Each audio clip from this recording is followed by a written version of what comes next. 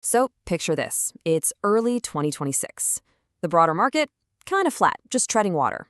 But then one sector just explodes. We're talking about Indian jewelry stocks. So what lit the fuse? That's what we're going to unpack in this explainer. We'll look at the three big forces that turned this pretty overlooked sector into a total market superstar. Let's get into it. And I mean, it really was a sudden shine. You got to remember, this sector had gone through a really tough period. Trade tensions, margins getting squeezed, and it didn't just recover, it went ballistic. This wasn't some slow and steady climb. It was a sudden, massive rally that honestly caught a lot of people off guard. And yeah, this chart right here, it tells the whole story. Just look at that little sliver on the right. That's the whole market, the Nifty 50, up just 0.5%, barely moving. Now, look at the giants next to it, Kalyan Jewelers, Senco Gold, just soaring with double-digit gains. I mean, this wasn't just beating the market, this was leaving it in the dust. Right, so this is the big question, isn't it? What on earth is causing this sudden gold rush?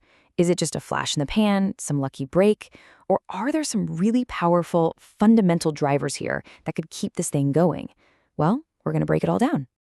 Okay, so we've boiled it down to three main reasons. Three big things that all happen at the perfect time to create this huge rally.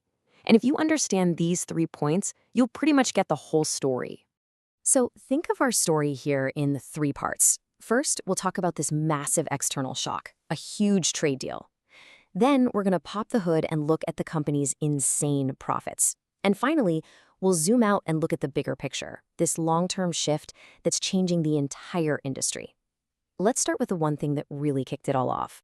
Yeah, this right here. This was the headline that got the ball rolling. You have to understand, the United States is the single biggest market for India's gems and jewelry. It's massive.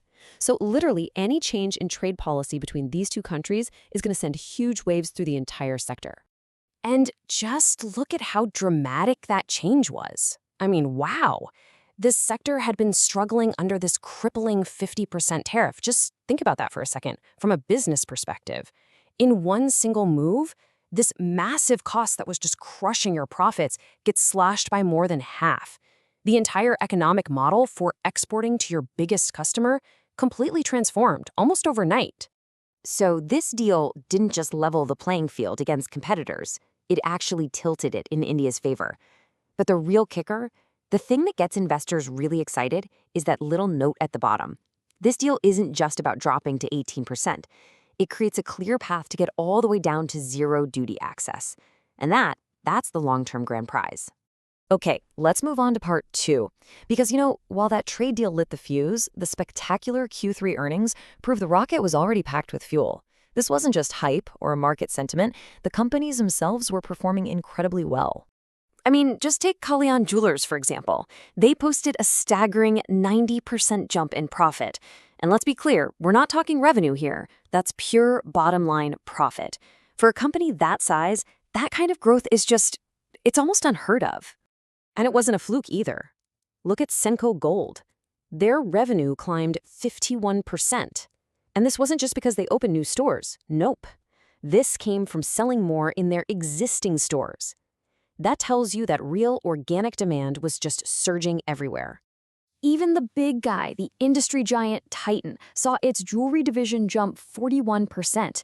And what's really incredible here is that this all happened while gold prices were sky high. It just goes to show you that for a lot of consumers, jewelry isn't just some optional purchase. It's a cultural necessity. It's really resilient, even to price shocks. Okay, so you might be wondering, how are these massive percentage gains even possible? Well, part of the answer is something called the brutal base effect. See, the industry had just survived a really, really tough period. So because that starting point, the base, was so low, any kind of recovery was going to look huge in percentage terms. It's a key thing investors look for in these kinds of turnaround stories. And that brings us to our third and final piece of the puzzle, the long game.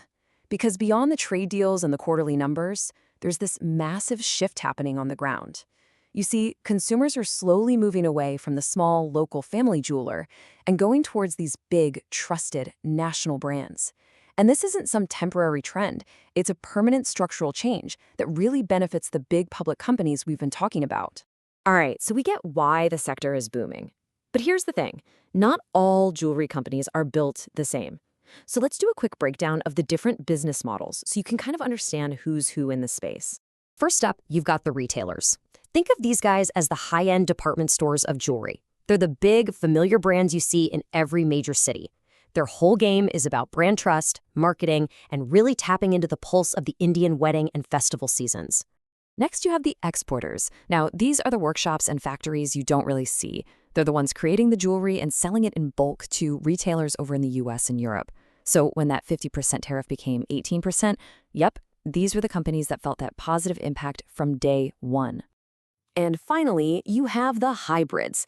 These companies pretty much do it all. It's kind of like a farm that also owns the grocery store.